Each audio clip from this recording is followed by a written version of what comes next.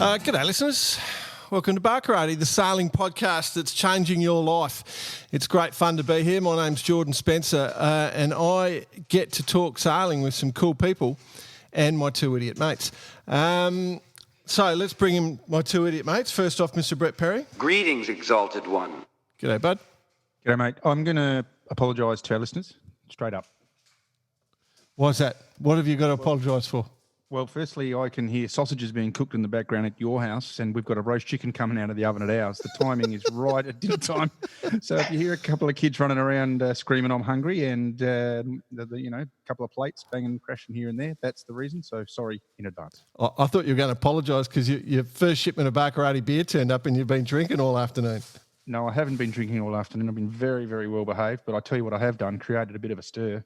There is Bar Karate, the Sailor's Lager, going ballistic everywhere I go. It is good. It's kind of exciting. Let's bring in the other bloke to continue the conversation. He had a voice that could make a wolverine purr. Welcome, Mr. Nick Bice. BP, you've shown extreme willpower, mate. I seriously had my doubts when you've gone live on Facebook at 11:07 my time AM. I must admit, I was just down the shopping at West Lakes at the mall, and I've just completely flustered, forgot everything I was meant to be doing, getting messages from Jody Shields about he was about to go live to test the beer. So I've jumped in the car, driven back home to watch on the big screen. And, I've got to say, geez, I'm jealous, man. But as for willpower, to sit on it for the whole day, to be in a position to record tonight, mate, congratulations. And I've got to say, man, I was nervous. I know we've tasted it. I know it's good. But that first beer, how'd it taste, mate? Well, I got to say that I actually opened the carton up there with a very good friend of mine, Jeff Bonus, who I've done a lot of sailing with and who's supported me through a lot of sailing. And he was there with us, and he called me and he said, the beer's just arrived. It's in his garage. And he said, it's 1 degree. And I went, oh, that's a problem. So I went downstairs and we just cracked one open, and he was there with me. We had one at the same time. So I can't really remember tasting it, to be honest. And we tasted it at the same time. And I threw it all under the bus, and it came out on top. So he loved it, and it was really good. Yeah, good. So shout out to Jody Shields as well, who did his little live cross. And I just showed my wife the clip that he did when he took his first sip. And it was like, holy shit, they've done it. It actually tastes like, not only have they delivered, but it actually tastes like beer, legitimate beer. So, and not to mention, also to mention and shout out to Dill Stanley Hunt from Slipstream. I spoke to him this afternoon and specifically just to say, thanks again for what he's done for us and helping us out, and to Cam from Founders First. But, what an effort. And believe it or not, I think we're pretty much sold out. So we're planning the next run as we speak. Yeah. I will tell you who doesn't have willpower. Jody Shields. No, he's probably smashed all 10 cartons now. He's gone out around the mate's house. They're all done. He said he's having a couple for lunch and then back to work, laying the floor at Nathan Attridge's house.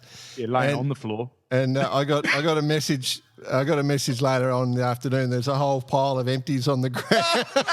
He said work's off for the day. Very cool. Righto, let's get cracking. All right. Just check the invoice for this particular day, Dave.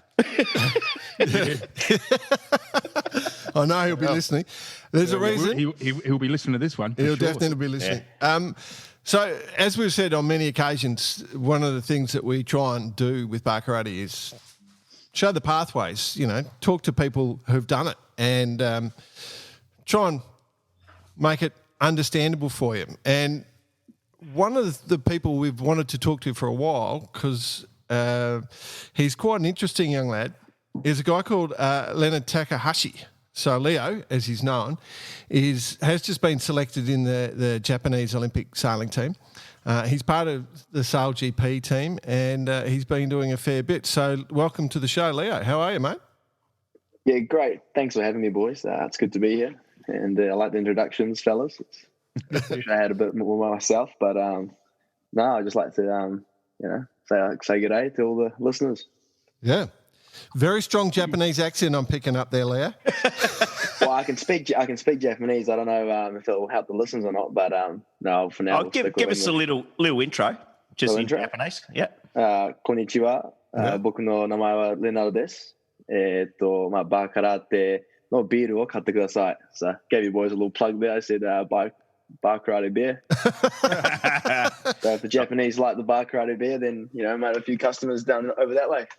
Fantastic. We well done, mate. We need to talk about actually we'll get into it a bit later on. But I looked at a race that was on in Japan, and it was a double-handed race, and the list was massive. So going to have to utilise you to get the word out up there, I think, mate.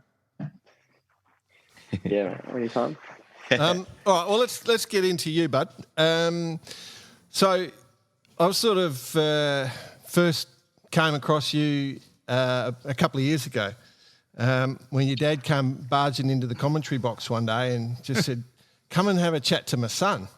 And so your old man is like this super passionate supporter of you.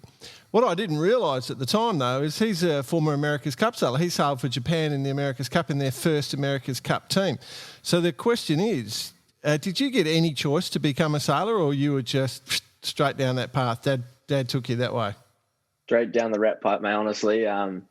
Didn't have much of a choice. He threw me straight in the boat on the winter southwesterlies in New Zealand, and I complained a few times, and he said he just kept throwing me some famous quotes, and just didn't let me stop. So here I am. Some famous Peter Gilmore quotes. Yeah, a few of those. Just your classic. When the going gets tough, the tough get going. All that jazz. So how'd all that happen? We'll get back to your old man, but obviously he spent a lot of time in New Zealand with the America's Cup. You were born, moved back to New Zealand. Just talk us through that little timeline. Yeah, so I was I had the real privilege of being dual citizenship. I was born in Japan, and when Dad decided to move back to New Zealand, he actually spent 32 years in Japan. Did the San Diego America's Cup with the Nippon Challenge, and he decided to move back to New Zealand when I was born. 6 years after I was born, and moved back here. And he thought it'd be a good idea to throw me in a boat and live his old life through me. Really, that's what he wanted to do. He's not the first, mate, so don't be too stressed. Hey, so we'll come back to your first results, but the door opener for you was Youth America's Cup, I think, with Team Japan, with the Japanese team in 2017. And there was a really good squad. There's a bunch of great blokes part of that squad, that Japanese squad, like Fuku and Nathan, a whole bunch. So, I mean, you must have just been stoked when you got involved, that sort of break. Yeah, I was actually one of the last to get involved. I saw SoftBank Team Japan ran some trials for some youth kids, and I was still sailing the 49er at the time and didn't really think of it much. But when the team got formed and they needed a few more sailors, I put my hand up and flew to Japan and did the trial myself. So from there, I got to meet Fuku. He's the COO of the Japan SailGP team and pretty famous in Japan. And I got to meet Nathan and all the top dogs of the America's Cup there. And they got me really involved. And we even got to spend a few months in Bermuda working for the SoftBank Team Japan team, sweeping floors and cleaning the dishes. So that was a hell of an experience, but one I'll never forget because that opened the door for me to be involved in the SailGP. So I can't thank them enough for inviting us along over there. Yeah, we love Fuku. We think he's such a cool dude. So hopefully he listens in on this episode because we'll give him a call one day and try and get him on. He's one of the cool dudes of Japanese sailing, isn't he? 100%. Yeah, he goes way back with my father as well. Actually, funny story. Dad was one of the first guys to interview Fuku when he applied for the job at Nippon Challenge. So they go way back. He was the one who first recognised your name written across the back of your jacket is going to look pretty cool in a English Yeah, that's the one.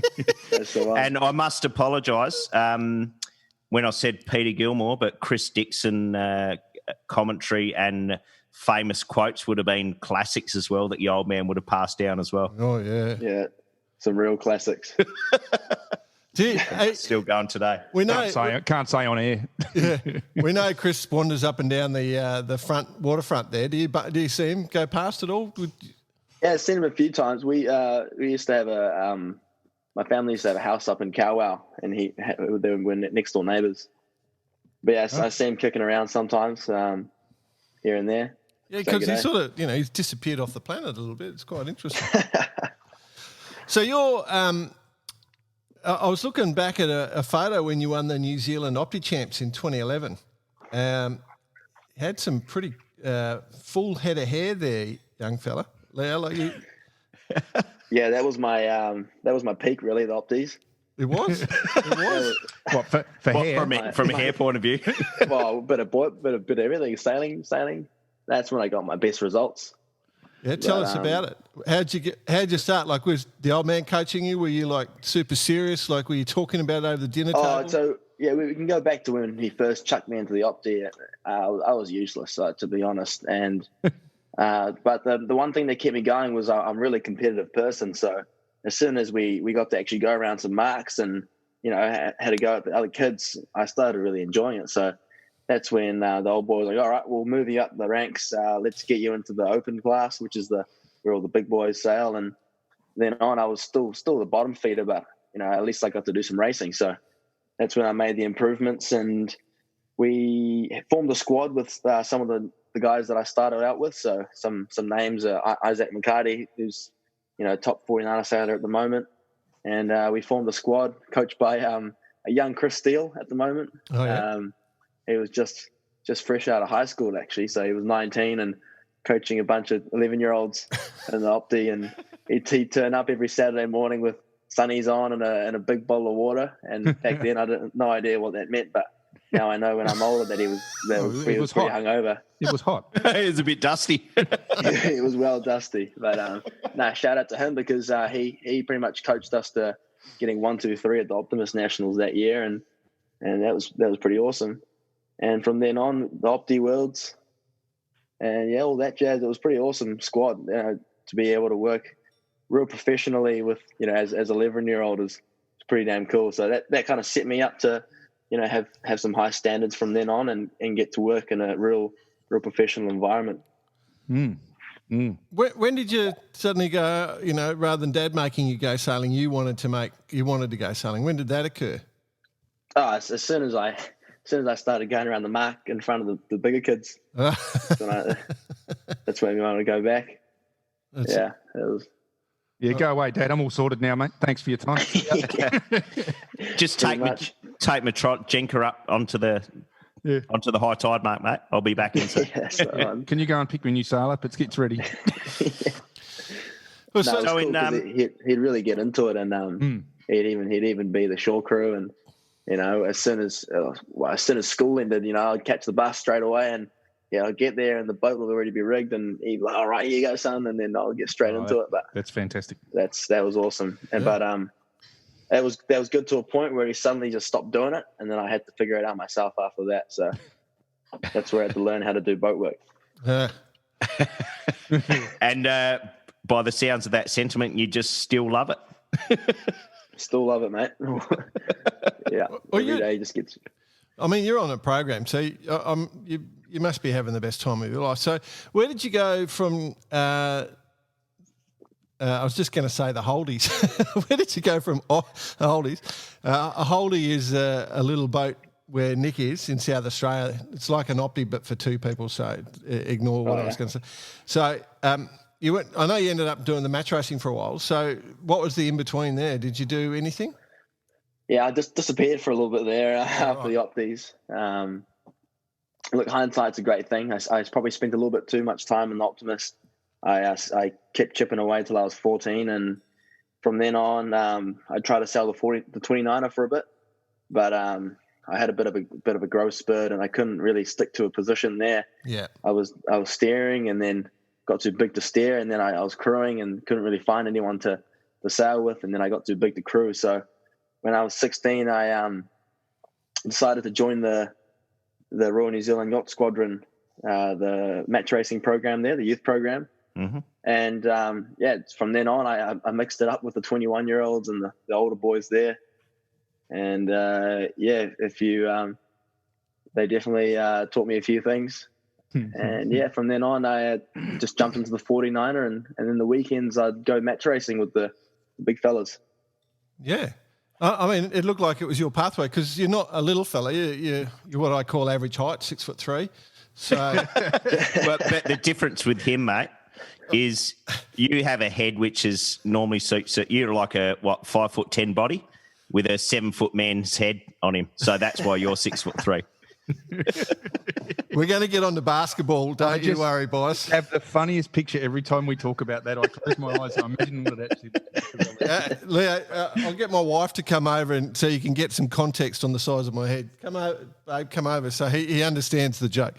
But yeah, so, obviously you're quite a fairly sizable lad. So my wife will put her head on the shoulder and you can see the difference. It's a big head, isn't it? That's a massive scone.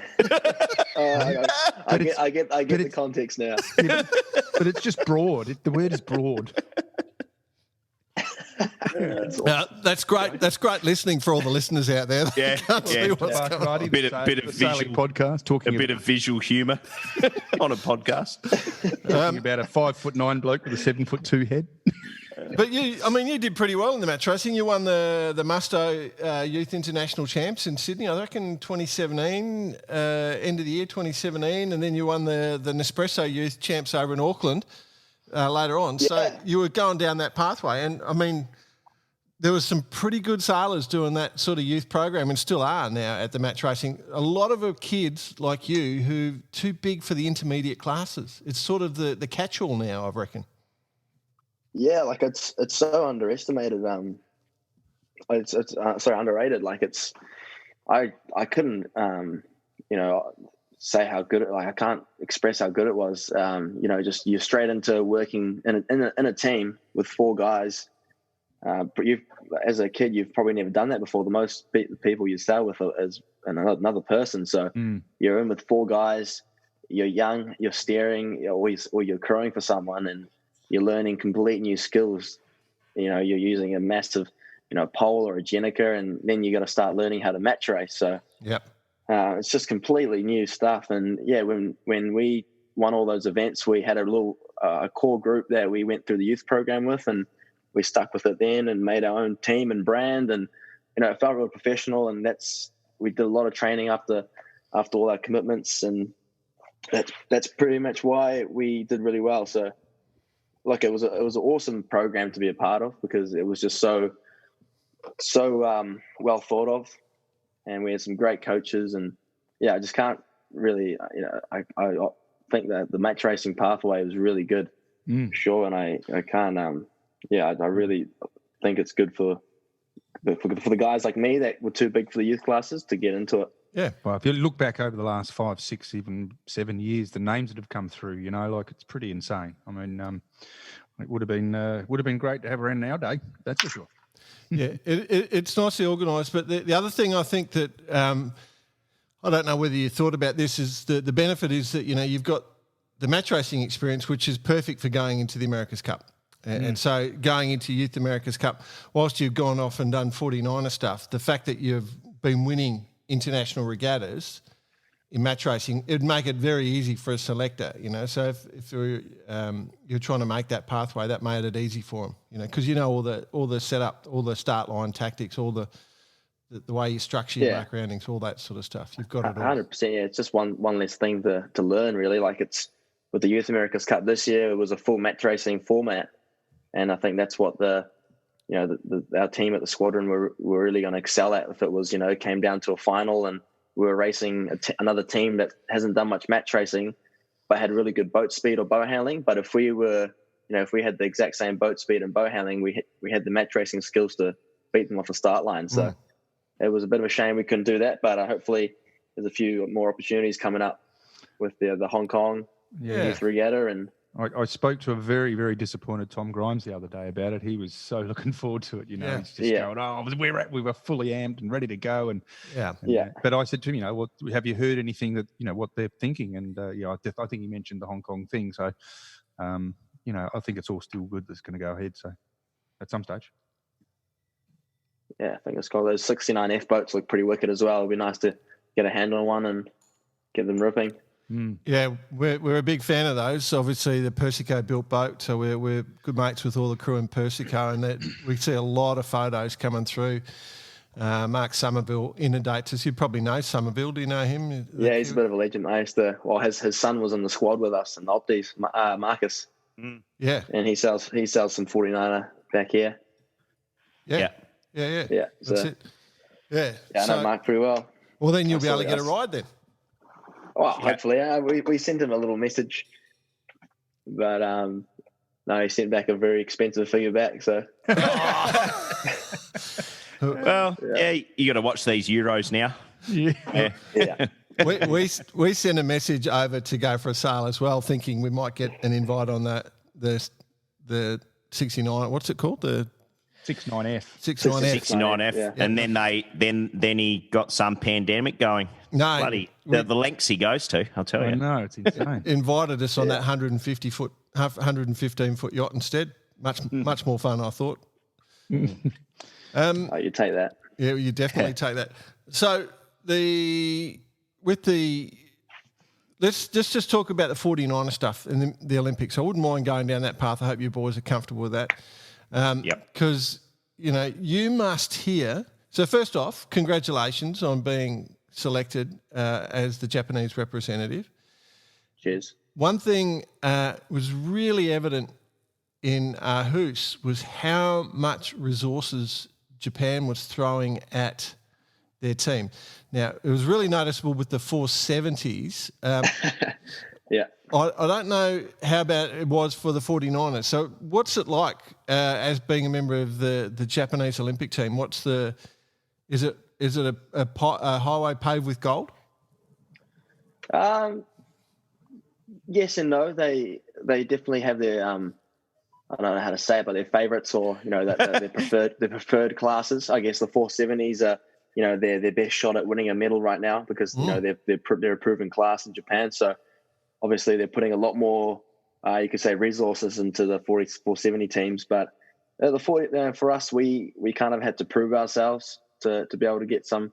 And in Aarhus, we luckily made the gold fleet. So that was a bit of a pathway for us that opened up. And they've been really good with looking after us. Obviously, in Japan, the sailing is a real low priority sport. So obviously we start off with a lot less funding compared to all other sports. So they take it on us to find our own money here and there and look after ourselves regarding boats and equipment. But with all the events and help and the coaching, they're just like any other sailing team. They look after us pretty well. So with the Japan being the hosts, obviously for the Olympics, have they thrown more resources into not only every sport but also yachting? To some extent. Obviously, they've given sailing as a sport to the city of Fujisawa, which is the closest city to the event venue. So the people of that city have really embraced it, and there's been a lot of opportunities for the people to learn more about sailing as a sport. And obviously, not many people in Japan know about sailing. It's more of a lifestyle for them. So it's cool for them to get back the sailing sport more and learn more about what we actually do and what the racing involves. So obviously the hype is there. It's a bit of a shame with COVID, but when everything backs down and the world opens up again, I'm sure the surfy people in Enoshima are gonna get behind it and cheer us on. So given the shutdown and the delay, postponement, whatever we want to call it, I wonder if they actually hoisted the AP flag. Enoshima. Got it up. Postponed to shore. Got her up for a year. AP of H, right? And the sound signal goes, we've got a minute to the start. Got a minute to go. Standing around in your I definitely wetsuit. didn't hear the sound signal, but I Shit. love it. Where was I going? Vicey, that's a beauty. What's that done from a training point of view? As far as your team, coaches, that side of things. yeah, it's a big blow. However, we kind of just said, this gives us more time to improve. Really, we're stoked about the 1 year postponement, the 1 year AP. For all the other teams, we only just scraped in on the qualifiers, so it just gives us more time to brush up and get better, really. And so what are you focusing on? I mean, obviously you're spending a lot of time on the water. It's got to be all about trying to get yourself up to speed and stay in that mode for a whole year. It must be taxing. Yeah, it's definitely, the motivation's kind of dropped off a little bit, obviously, because we don't know if it's actually going to happen or not. But we're getting more and more positive news every day, which helps. The New Zealand winter's been awesome because we've had really good heavy wind conditions, which is what we needed. Mm-hmm. After the Worlds in Geelong, we did a big debrief and said, we've qualified for the Olympics. What's next? So we need to, break down all what we're terrible at and figure out what we need to work on. And so the last few months we've kind of scheduled a block-to-block training session. We've been working on speed currently, and then in the summer we're going to try do some camps up in the north of New Zealand where we get some more swell, which is going to replicate what the Olympic venue is going to be, some big swell and big breeze. So I'm looking forward to the summer. Really, it's can't come soon enough here. Have you done much sailing in the venue at all? Yeah, heaps. We go there. We've been going there for the last 5 years. Right. Okay. And my crew, Ibu's, a local there. So, epic venue. When it's on, it's on. Yeah. So being a local, I mean, obviously everyone talks about local advantage and stuff like that. Do you think there's some little areas to play on there? Without telling everyone, of course. 100%. It's being in the host nation. It's a massive step up. We get all some good support. All the people in the city back us and always say hello. Obviously, it's a little bit more. You get a little bit more media attention, which is good and bad at times. But for us, we've got nothing to lose. We're the young dogs, and just get out there and enjoy it. We're just there to stir some trouble, really, and see what we can do. Leo, good. They are the words I want to hear. I was going to save it to SailGP talk, but you are the young dogs, new tricks out there. That's the one. And you're the locals, and everyone else has got everything to lose. You got to keep telling them that. Have you read? Get the banter up. Keep the banter. Have you read our book? Have you read our book we just released, Bar Karate: The Good Banter? We'll send I haven't. We'll send a copy over. We'll send it in the merchandise pack. Make sure it's a signed copy. It's a solid 3-4 pages of just solid banter on water. Oh, beauty! Could learn a thing or two.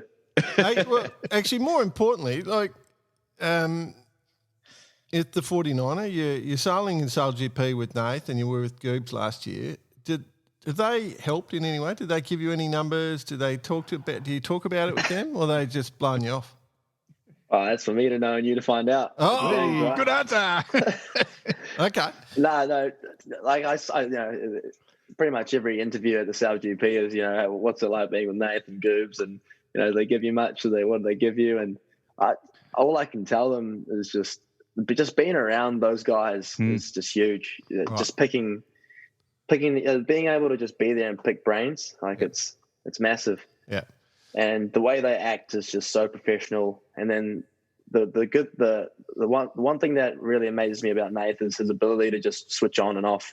He's giving me shit at 1 minute, and then the next minute he's just switched on. He's like, "Come on, mate, we got to get going." I'm like, "Oh, well, this is going to take me a little bit longer to switch on, mate. You can't be doing that to me." So I need that switch. That's one thing. And then Goobs is he's another animal. Like, he's just so intelligent.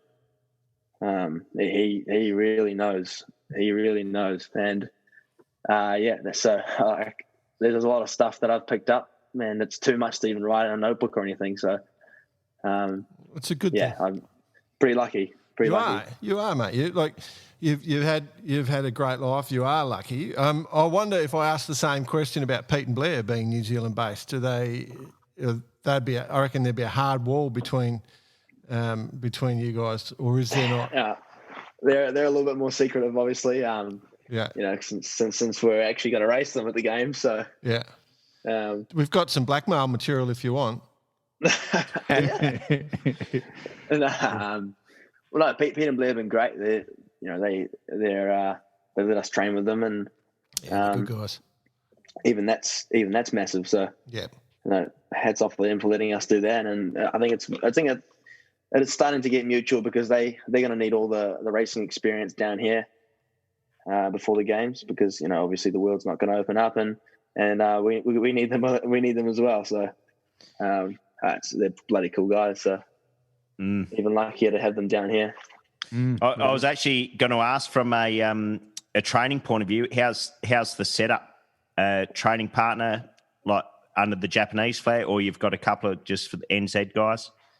Yeah, we're training with the NZ guys down here. So all the guys, Isaac, who I grew up with in Opties, and they're going really well. And they're Pete and Blair's training partners, and Logan Dunny Beck's down here as well.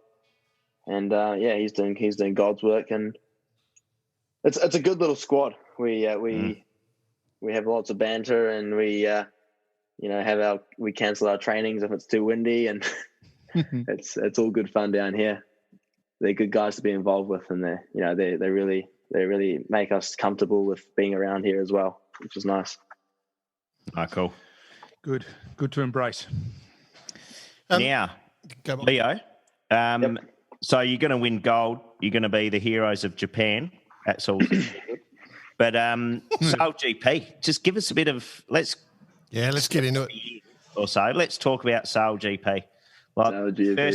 First question I have: jumping in those boats for the first time, did you shit yourself, or you just didn't have time to even lift your head? Yeah, the first day I went on the boat was in Sydney. Oh no, sorry, in Sydney, and I was sailing with Tom Slingsby, because I got called up to do to try the French boat for the first time. Yeah, and it was meant to be just a boat test, but he started flinging the boat around, and I don't think he knew that it was my first day on the job, so that was interesting. I rather went with Nathan Goobs, but I definitely had a few scary moments crossing the boat, and the way he handled that monster is something else. It's a complete different way to how Nave sails it. So it was good to get a bit of contrast there. Well, that was actually one of the questions we asked both of them, like their style of sailing, having both Slingers and Nathan on the show previously, and there was no real clear, definite answer, but now there is. So thanks for that. We'll put that in the vault. When I sailed with Slingers, he liked to throw the boat around. It was good fun. Yeah, cool. Something different. What about the yelling across the water? Like, are you guys just ripping into each other all the time? Is that what's going on? On the water? Yeah. Oh, we can't really talk to each other on the water. It's Imagine that, like you're yelling at someone, you're yelling at Slingers, and you're just yelling flat out straight into your microphone, and then everyone on your boat's ears had just exploded. Yeah. Well, the thing is, I was going to say, we can't even talk to ourselves, so... Just reminds me of Boise, when you said the other day you were talking about it when they were going past each other. It was, hey, motherfucker! Is that us? Inside joke, Leo. I mean, I'd be devastated, to tell the honest truth. Like, I'm sailing the world's coolest boats, and I just cannot yell out to someone and provide the banter, talk trash. You know, that's the whole reason you're doing it. Can I stop you there though, Jordan? Mm-hmm. And Leo, take note. The banter needs to be in front of the camera. Yeah. So when they've got you in front of the camera, It's not about, oh, yeah, we all did a great job out there. The boys did really well. We've been training hard. It's like we totally fucked those bastards up, and we are here to win it, and we're going to take them down. If they get close to us tomorrow, good luck. Like proper banter. And I said that was a non-X-rated version. That's what we want, and that's what we're going to promote. And if we go down for anything within Barkarati, it's at least we're bringing the banter back. Bring the banter back. Oh, you never know when the onboard camera's pointing at you. I'll be trying to take a piss at the back, and the camera will be swirling around towards me. I get nervous. So we try to promote the banter on board, especially I got a microphone this year, so Sydney was my warm up. So hopefully in the next events I'll be able to throw a few one-liners out for sure. Yeah, good. Especially when Aidan Menzies freaking out on the wing. That's the best time. That's the best time to throw a few one-liners out because he goes pale. Yeah. Well, we fully encourage you giving Aidan a hard time. That's part of the program. So you, for those who don't know, so your first year in the SailGP was as a grinder. Young lad. So you make it. Hey? Yeah. And you were the youngest guy in the whole fleet, weren't you? Yeah. Youngest grinder, smallest grinder. It was a year of torture, faking it till you make it. Really, as a grinder. And now that's a great topic. We'll bring that up in a minute. You're the flight controller for the team. You're supposed to be flight controller for your team. So you got one session in Australia, and you lost Parko off the boat, and you lost Goobs off the boat, and that gave you the chance to step up. What was that like for you, mate?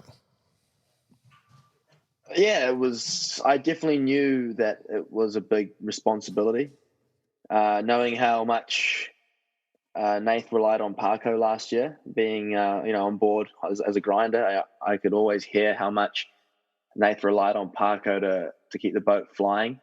And so, hopping in for the first time, Nath really had to take a step back and change the way he sailed because he knew that I wouldn't be able to handle as much responsibilities as Parko did last year. So it was a real steep learning curve for me because Nath had to take a step back, and as the week went on and the training went on, he slowly started handing more and more stuff onto me, and I just had to deal with it. Really, it was definitely got thrown into the lion's den there, but I think I handled it pretty well, and I thrived. Really, I enjoy every moment. It was bloody awesome to be in that role, and it's definitely what I want to be doing for sure. After a week there, it was bloody awesome. So it's pretty common knowledge that the majority of the world are not going to be able to sail with hard wings as such. I mean, soft wings they may come down the line, but we never really know. When you first got on the boat and you first trimmed the thing,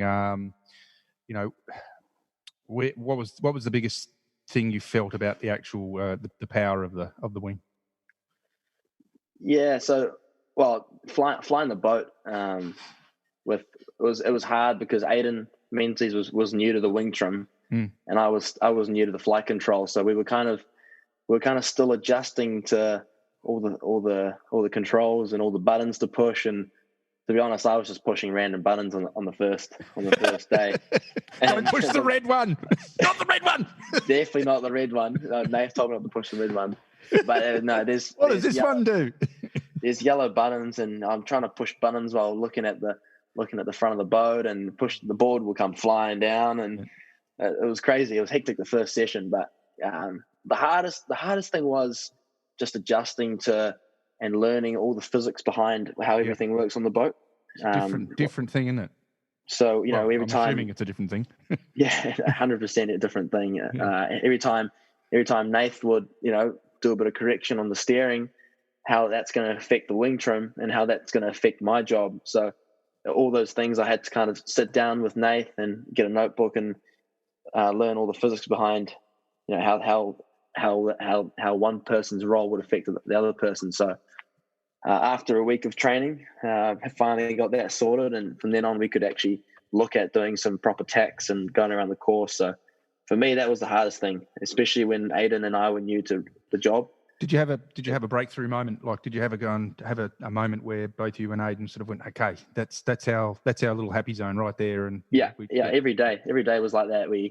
First day was learning the controls. Second day we were doing some straight lining, and we had some moments where we hit some pretty sweet numbers, looking at all the data with all the other boats, and by the third and fourth day we were doing falling tacks, and we were like, this is awesome. And that's the kind of moments you live for, really. It's when the boat's going really well and you guys know that you've nailed it and hit those goals. So that was awesome to be part of that.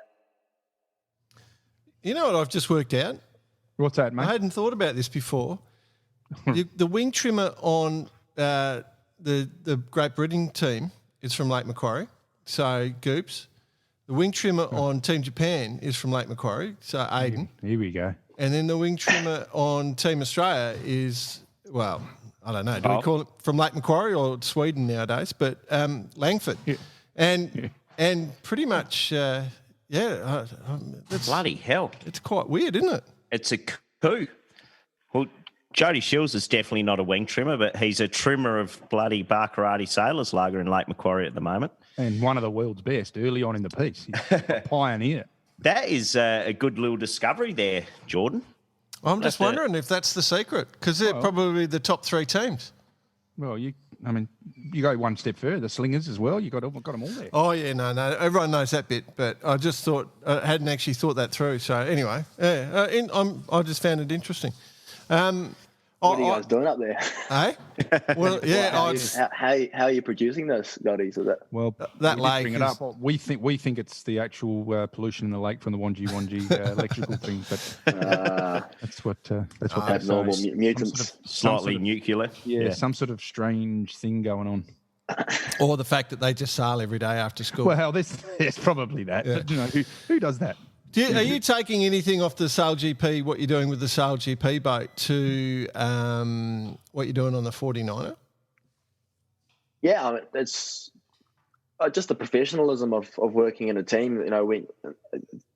Through being in the SailGP team, there's a lot of debriefs, a lot of videoing. There's a lot of a lot of analysing. So I've kind of taken that and integrated into the 49er program. Obviously, to a less extent.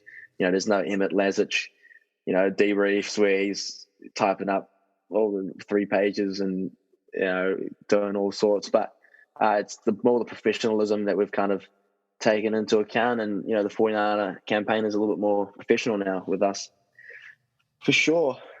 And the gear testing, I think just all learning more about how everything works on a sailboat. I've learned and taken it all into and made it into a smaller concept than the 49er. So definitely a lot of learnings. Hey, Leo, what do we know about next season for the SailGP? Oh, well, if you look on the SailGP website now,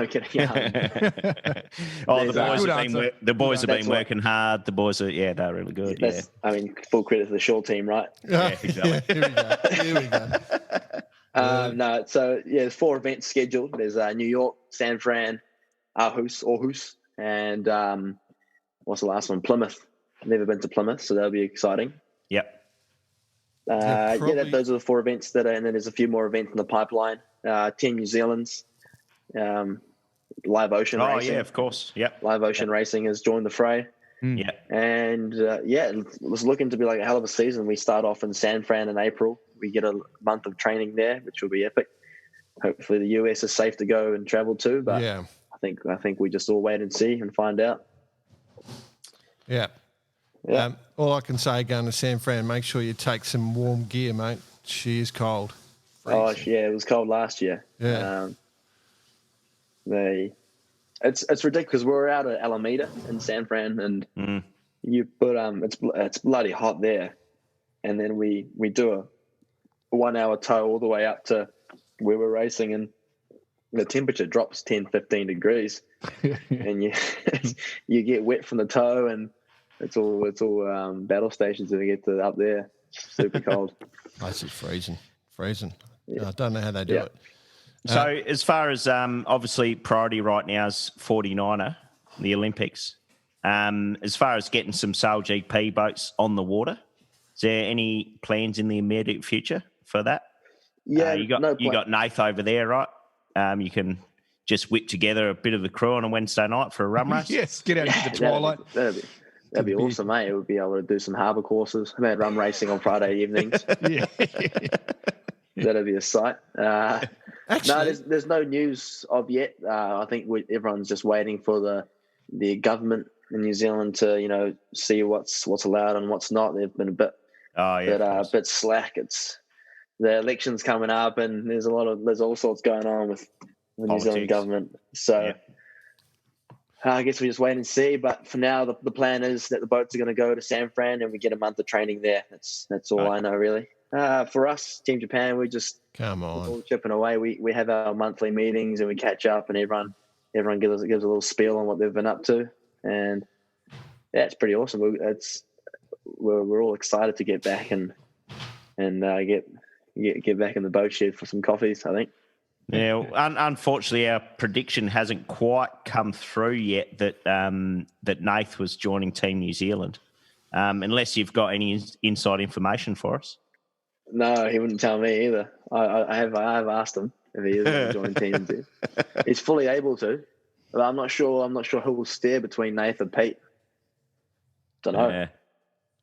Well, they're going to have two boats. They're going to have two boats. But you know what I reckon, which would be perfect. That's the perfect role. But what I reckon SailGP are missing at the moment, and an opportunity they're not jumping on, would be to put one of their boats out while the AC boats are out, and just like that'd be the ultimate. Like, there's no place in the world where it can happen. So except New Zealand, because the boats are in New Zealand, the AC boats are in New Zealand, and all the best sailors in the world are sitting around there at the moment. Get it out there, Leo. So I didn't even think about it. That'd be bloody awesome, mate. Yeah. Rum race. Lined up. Rum race Friday night. Answer the real questions about which boat's faster. Baccarati will put a case of beer to the winner. There you go. the rum race. Gents, I haven't received mine, but it'll be 10. Yeah. All right. Well, I've got mine. I'll match that. So we're at 20. Crabtree. Think about the rum races though. When it's windy, it's the jib only division. So the 50 might struggle if it's a jib only division. Just make it a wing only. Might be a bit safer though. Yeah. No, wing only division. It'd be great to see them line up. It's a perfect marketing ploy for 100%. Both series. There was we'll just put that in the Baccarati marketing program. No, that'd go down well. I reckon Russell and Doltz would get together and organise that. I'm sure it's on the top of their agenda. Yeah, sure. We know they listen to us. G'day, guys. Right. Yeah. Cool. Okay. Well, what about? We haven't talked about your crew. We need to mention Buki. So, Uber. Is he up in Japan or is he down there? How's it work? No, he's here in good old St. Heliers, flatting with a few of his mates, and he's living life. He's just we're just waiting for some positive news. Like he's the same as me. The Olympic motivation is still there. We're just waiting for some news from the people up high to pull the trigger. Really, like we're still training hard, and he's training hard as well, and we're just waiting for the green light, really, of if it's going to go ahead or not. And we find out that soon. So, does he have a little bit of New Zealand heritage, or is he he's all full Japanese? No, he's Japanese. I met him when I was real young as well. When I was in the Opties, he was a few years older than me, and from then on, he progressed onto the 420s, and he won a few youth sailing ISAF Youth Worlds, few medals there in the 420, and then from then on, when I was still in the middle of trying to decide what to do with my life, I hit him up and said, there's not much going on in NZ at the moment for me. Let's tack off and try and make something over there. And here we are. We're 5 years later. There you go. A long program, but it's worked out really well. And he's a great guy to sail with. He levels with me really well. He's pretty much the opposite of me, so it works out quite well. There you go. Very good. All right, now let's get on to the serious stuff. Yep. Have we not been on to the serious stuff? No. Let's get on to the serious stuff. This is where we ask the hard ones. You're into basketball. Now, Bicey's got He's got his social team game at 9:45 tonight, so he's got a game in Beauty. I must admit, I had to have a 3 little hours. nap today in preparation for the late game.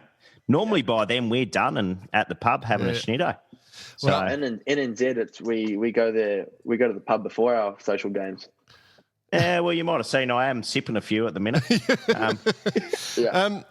So, because I see you making a few sly comments about NBA teams. I think you put the boot into the Clippers on. So, what's the story? Yeah, it's great to see.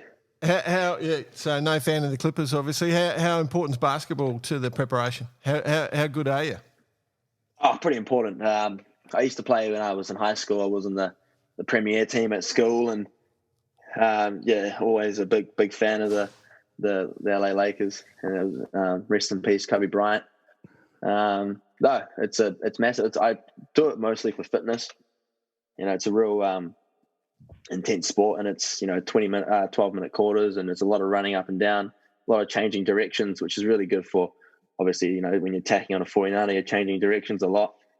And yeah, I see it as a real bonus. You just say fun. running. It's fun. Yeah, I'm just looking at Bicey and I'm just looking at Bicey, and you said a lot of running, and I'm looking at Bicey, and I'm just wondering if he got that. No, I definitely understand the amount of effort that's needed. As for the amount that effort's put in with our social team, well, that's a different story. But just one little story there, Leo. So I did play basketball when I was at school, but I've got all these kind of guys who are much better than me, and they're just yelling out, baseline. And all I can ever think of is our bloody baseline on bar karate. Here it is. Go. So when they're yelling to me baseline, and all I've got is this bloody bass riff going in through my head. But I'm more defence. Yeah. I'm more just you dribble up and have a crack from the 3-point line.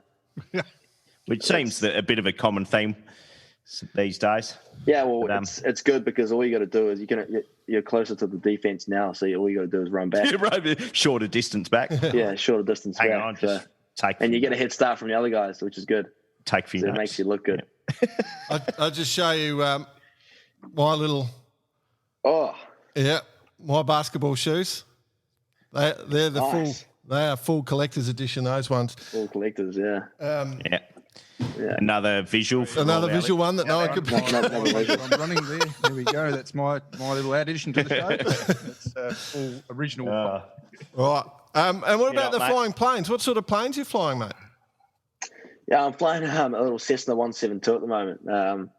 Currently got another visual for the listeners as I'm working through my weather to fly meteorology book at the moment. That's what I'm studying for. So very complimentary. Learning about what clouds can really kill you. So yeah, that's what I'm learning at the moment. They got an exam. I just got to have to book it really, but if I'm feeling brave enough, I'll book it. If I'm not, then I'll leave it for another 2 years. Is that a practical exam?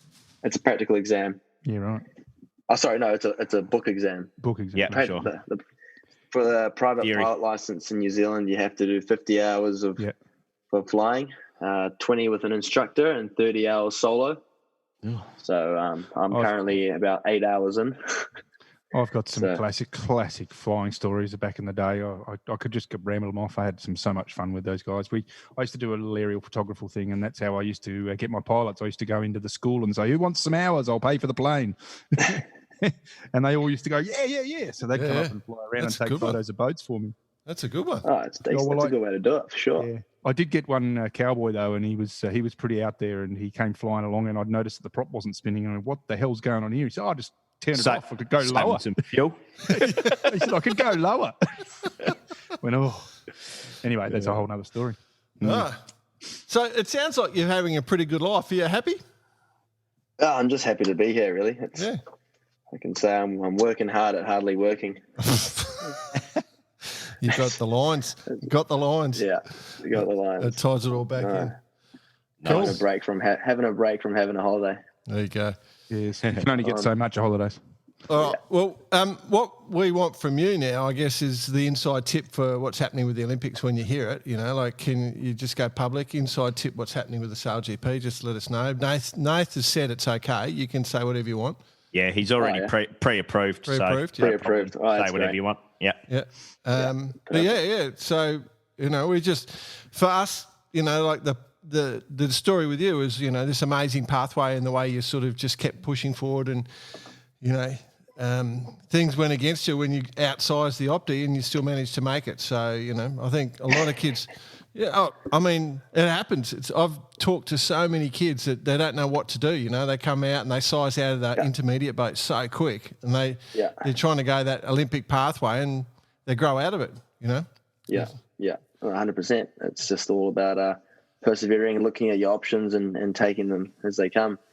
And we had a big setback last year in November at the 49er Worlds in New Zealand. So it was the one regatta I've been looking forward to. It was the home Worlds in Akarana. We were racing off Takapunos where I grew up sailing, and it was good to have all the world come here. And a week before the event, I did the Oceanias and broke 2 ribs and a hematoma in my kidney. So had to miss out. Shouldn't have gone to Showgirls. Pretty rough down there. Yeah, Showgirls on a Friday. Got roughed up there and had the whole hospital and I thought I would be able to sail on 2 broken ribs. Oh, no chance. Until I put the harness on and squeezed you in.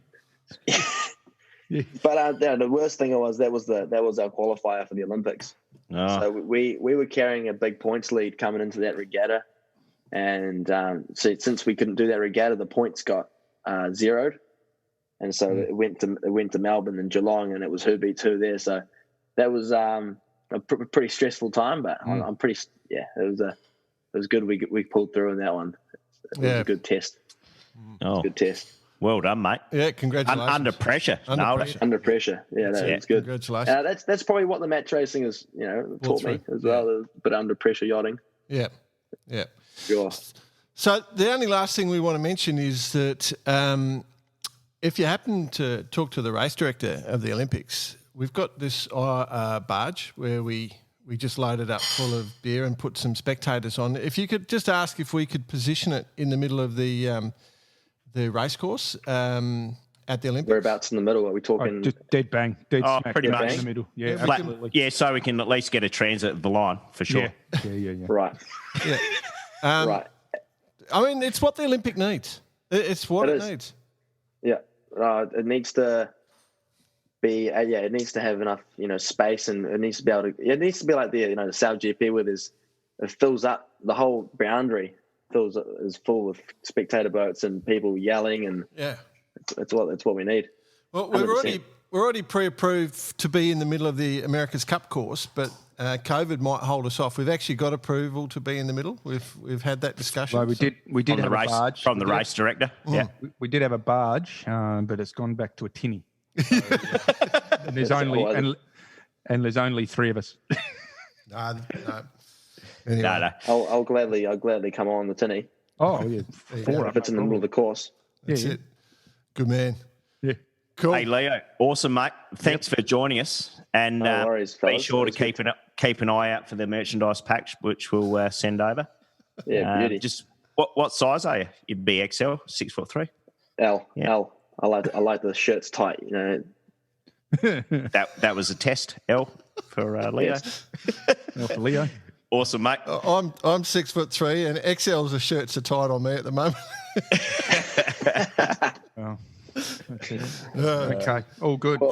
Good to meet you, Leo, and good luck with all your sailing. And I hope that we can get out on the water and get some comms from you over the coming year or 2.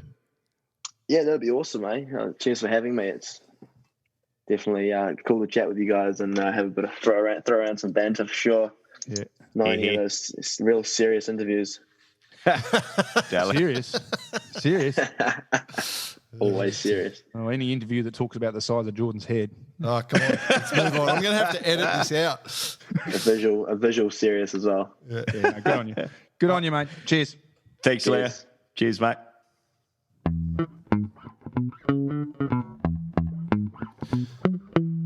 Well, that was fun, boys. Young Leo, he embraced the banter and the laughing, and he was good fun.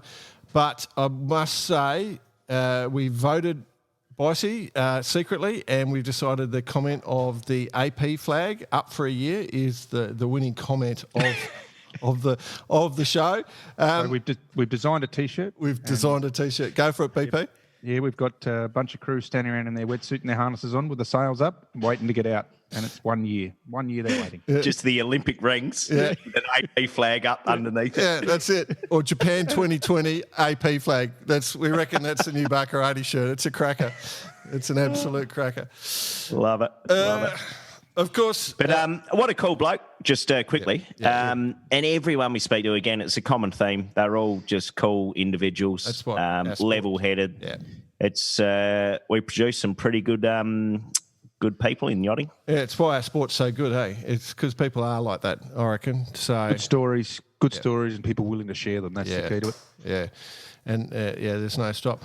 Of course, we sort of mentioning the Olympics on hold. So many events have been on hold, and I got in my inbox today. The 505 Australian Championships have gone on hold, and they've come up with a special way they're going to do their regatta. Very interesting. We've just grabbed Harry Fisher to come in and have a bit of a chat to us because we've had Harry on the show before, but and we're sort of partners with his little business, and he's got the Summer of Sail, his big thing that they're putting on in Adelaide, which is a great solution. So we thought we might actually bring that in. So Harry, welcome. G'day, fellas. Good to be back. Welcome. Normally you meant to say, I can't believe I haven't been back on much earlier. I'm just your token token guest, I suppose. I've actually got something to talk about this time, but normally it's just come on in and shoot the shit and, Last time you got on, I was lost, so. Yes, indeed. I remember that. You're right, actually. Yeah. So tell us about it today. Big day for Down Under Sail. Big day for you, I know, individually, but a bigger day for yachting in SA. Yeah. Yeah. I mean, you said it, Jordan, on the way in as well. And to answer your question, Bice, I mean, it's a big day. And I suppose with so much, going on in the world right now with the coronavirus and so many events getting cancelled, I swear the last month, every second post in my newsfeed is another regatta getting binned. And, it really brings the morale down. And I suppose in South Australia, we're very fortunate that we've had a pretty good response and we haven't had many cases. There is obviously a lot of concern with, there has been a bit of concern with what's going on over in Melbourne, but they look to be getting on top of things as well. And I suppose that the SA Summer of Sail, the concept is effectively, I got onto the clubs and I said, hey guys, we're all able to run regattas this summer if things continue the way they're going. And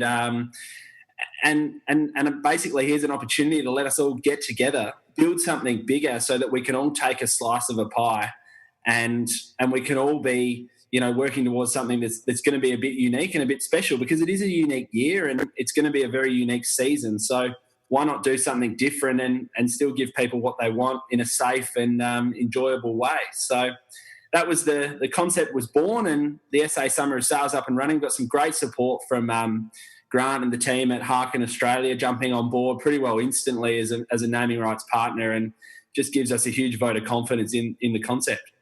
So for those who don't know, don't remember Harry, his company's the one that was behind the Moth Worlds coverage, where they just replayed the same race over and over again with slingers. Slingers. It was good from a resourcing point of view. You only had the staff for the day. Just nailed it. Spend all day sitting on the beach. Let's play it again, Sam. But I guess let's talk about how it's going to work. So the concept is no one's able to travel for nationals or worlds or anything. So everyone's sort of stuck at home. There's a lot of borders closed down in Australia. It's still really restricted. And we thought this is a solution that some of you guys, listeners from around the world might like. So explain how it works. There's 3 stopovers in South exactly. Australia. So, I mean, the big thing with sailing that everyone and all of your listeners would understand is that, especially in Australia, the biggest limitation to everything is scheduling. We've got so many disciplines and so many, classes and events that scheduling is a nightmare. And I feel for clubs and classes that have to put events on because they're always overlapping with something. You know, you might have your sailing here, you've got a big boat event here, dinghies here, and then little Johnny and your kids and his mates have got an event here, and it was always overlapping. I don't know why it's never set up in a way that it doesn't overlap. So I guess the concept with the Summer of Sail is that we've got 2 weeks from the 28th of December through to the 10th of January. And the 11th of January is a Monday, so everyone can go back to work on the Monday. But over those 14 days, we've got 3 separate 4-day regattas, a New Year's Day lay day, and another spare day, which we're going to use for a showcase event, maybe kiteboarding, foil kiteboarding, or a windsurfing event or something, maybe a coastal race or something. We're still trying to work that little bit out. But basically that gives us 2 weeks, not a single event overlaps. And it means that you can race one class in one regatta, and then you can go and hop into a different class for another regatta and basically give the choice back to the competitors to choose what they want to do and really put it in their hands as to how they want this event to benefit them. So I've always been a big believer in scheduling events to support choice. And I think that this, given the opportunity of so many events in that window that are being cancelled, sailors, especially in South Australia, are screaming out for something to do, and I think this gives them the best of both worlds. So talk us through it, Harry. 3 yacht clubs, and how have you split the fleets? So the event kicks off 28 December at the Brighton and Seacliff Yacht Club. Bicey, you and I were there in February for the centenary event, a great local yacht club, and they were originally going to be hosting the Fireball Nationals. So we've grabbed all the similar classes to the Fireballs, and we're going to run sort of a senior class event there, which wraps up on New Year's Eve. So obviously I emphasise the fact that the choice is with the classes, but I know the classes that are very keen from the people that I've spoken to do that event are 505s, Fireballs, the One Design windsurfers, the Sharpies, the Contenders, those sort of classes. They have a really similar sort of culture. So that's sort of how that one's going to be set up. We then roll into 2021, hopefully a better year, and kick it off with the Adelaide Sailing Club event, Sail Adelaide, from the 3rd to the 6th. And that'll be a focus on youth and junior youth and junior classes, as well as a big off-the-beach catamaran culture that club, as well as they've got a little mini marina there. So sports boats and sailability will have a big focus at that regatta as well. And then we wrap it up at the Largs Bay Sailing Club, which is, a little bit further north along the coast, and they were planning on hosting the Aeros and the Herons as their class nationals this year. I know the Aeros are still holding out hope to run the nationals, but they've got this as their contingency plan, same dates, same event, and as well as a number of other classes such as the Tasers and the Sabres and the Hartley TS16s. Yeah, I know you guys are big fans of the Hartleys. Oh, absolutely. They are raring to go. So the Portaloos. Sort of the Portaloos. That's a family-focused event down at Largs as well. So, look, there's huge amounts of opportunity with this. Like I said, Adelaide's in a really good position. South Australia's in a good position. We can really activate some pretty vibrant public spaces here on the coast and really put sailing on show to the community. So, yeah. Oh, good idea. Hey, I might just mention something here, man. I think I know where you're going to go. I've got these words that Harry's broken down, and he's a bit of a wordsmith, our Harry. Culture, opportunity, and at the risk of mentioning Barkarati Sailors Lager for the 48th time during this podcast, I'm seeing some sort of a collaboration. Chance. I knew this is where you're going. I can read you like a pen. What are you thinking, Bice? You want to make it official on the airwaves? We haven't even. I am more than happy, on behalf of Barkarati, to make it official that Barkarati, the Sailors Lager, will be the official beer of the SA Summer of Sail. Oh, bang! There we go. There you have it. Hey? Jordan can read me like a book. I can read him. He's like, I can still edit this. No, I tell you what, it's that's a strategic partnership if I've ever seen one. But no, look, it's the event.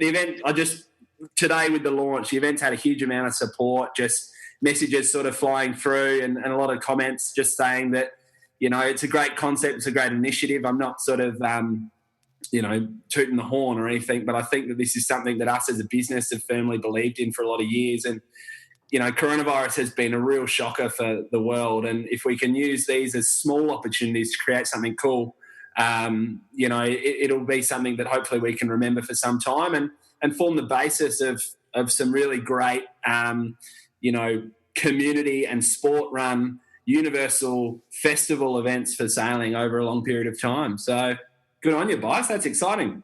It is exciting, and I can see that just through my Zoom screen here how excited the other gentlemen are as well.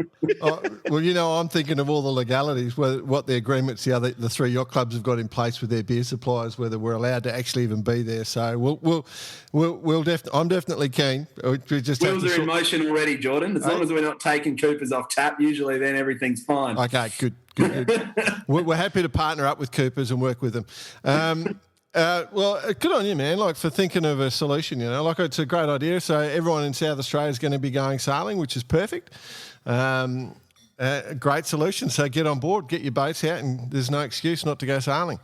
What do we reckon if we can, I know the New South Wales border BP, we're hoping to open soon, but maybe we get the three of you guys on a bar karate Sharpie. What do you think? Unstoppable. He's already sailing. I'm locked away after my stellar You're under contract, are you? Yeah, so under contract with Captain David. Captain David Snowden. Yeah. Right. Oh, well. We can only... Harry, just one more thing to mention while we're on this, and just whilst you've got the ears, just tell us about the Down Under Sail and what your mission is. In the sense, I know you've spoken about it before, but just the mission, and I want everyone to hear this because it's what it's all about from our side as well. I suppose, we have a mission statement, which is that our mission is to reimagine the way people experience water sports. And I suppose the deeper analysis of that is that when Mark Ablett and I got together 6.5 years ago to talk about why we wanted to set something like this up, it was all about changing the way people perceive our sport, that it's not an elitist sort of sport, that the journey from, cradle to grave with sailing is all about having a good time. And I think that, even when you guys are chatting to some of the absolute superstars of our sport, like Nath and Slingers and those guys, is they still have their grassroots story and they still love to tell it. And I suppose that's what we're all about. And I think that things like the Summer of Sail, things like, Bar Karate, the e-learning platform that we've set up, and all just back down to the basis of how we try to cover events. It's all about telling the stories of the characters in our sport, bringing that banter to life and more or less just trying to give the mainstream audience and the larger platform of people watching sailing and understanding that that's what it's all about. That culture and that belief that we're all here to have a good time is the whole reason I do what I do, and I have a lot of fun doing it. So, bravo. Well said. Should we talk about what our purpose is? I was going to say now, Bicey. No, that aside. You pretty much know what my purpose is. Get to basketball. Yeah. All right. Okay. Beauty. I was going to say we've got a whole bunch of them, Harry. We've worked hard. Our favourite one today is fight the bullshit with a few laughs on tap. That ties in beautifully. Like yeah. I reckon you could the three of you blokes, whether it's in a Zoom chat or in a room over a couple of Bar Karate Sailors lagers, I think you could reimagine, for lack of a better term, every slogan that's ever existed. I reckon you could do a pretty good job of it. We do have a lot of fun. I'd love to show you the presentation. I've just got pulled up here to have a look at it at the moment. It's good fun. We've had a lot of fun on this. All right. Okay, let's move on to a few things. Harry, you stay with us, mate, and we'll just sign off, all right?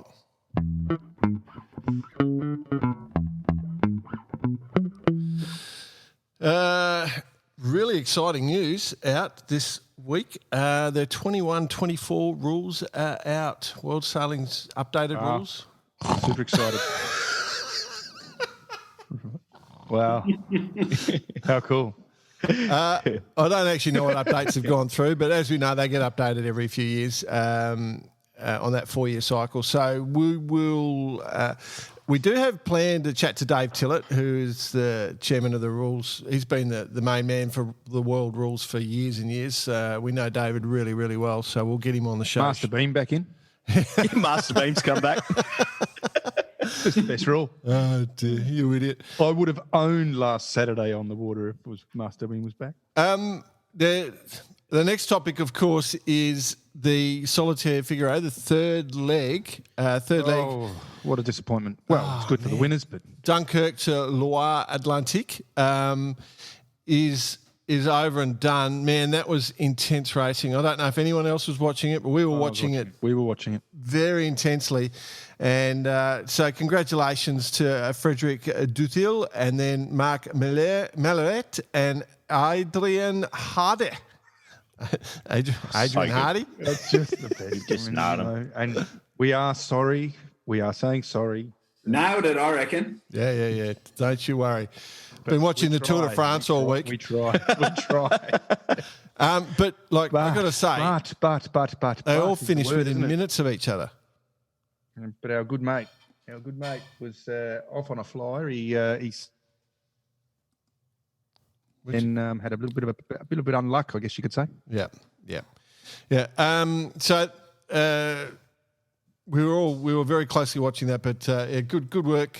One more leg to go. We're very fired up, and then all that means is we get closer to the Vendée.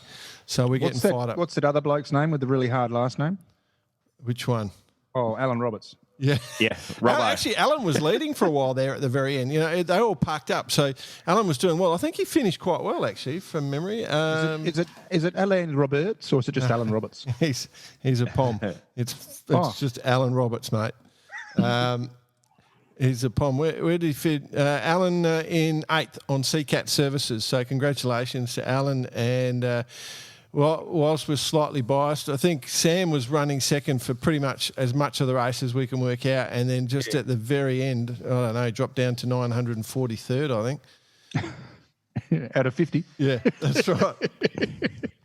No, but listen, it just shows how close that fleet is, though. I mean, like, you know, you and it's something that I'm really hoping that the rest of the planet takes hold of, because this short-handed sailing is so cool. And you know, you look at Sam's preparation, you look at all that sort of stuff, and anyone who's involved in it, and he was right in there and doing well, and just one little lapse and you've lost 10, 15 minutes, and that showed the difference, you know. Yeah, it's going to be, if that's any example of what the Olympic event's going to be like, it's going to be insane to watch. Like, this tension will be insane, so it's good. Kiel Week's been on all week, team.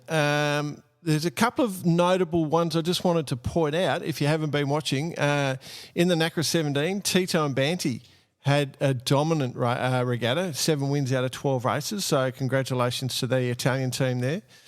Interesting, Mariette Baumeister was looking the goods in the laser radials and really had to stuff it up to not win.